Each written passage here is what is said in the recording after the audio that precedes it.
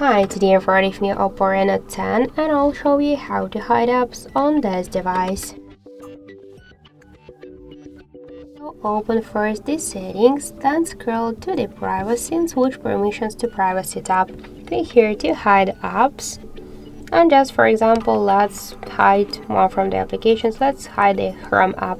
Tap on the switcher. Now we should set a privacy password. So click to the settings. We could use 6 digits password or to use a different password type. For example, let's use the pattern. Here we got some security questions. We could use them or to set our custom question. Tap to OK in the right upper corner, and now we should set the access code to enter this code and dial pad to access to the hidden apps. So tap to the settings. This access code must start with the hash key, then the code, and end with the hash key. Now we could see where is our application. So now we could use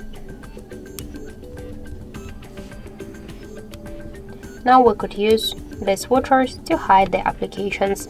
If you want to find all of the hidden, switch all to hidden here, and to open them on your dial pad, you should open phone, dial pad, hash key, code, hash key, and here we got all of our hidden applications. To unhide them, by the same way, open hide app section and just click on the switchers by this way.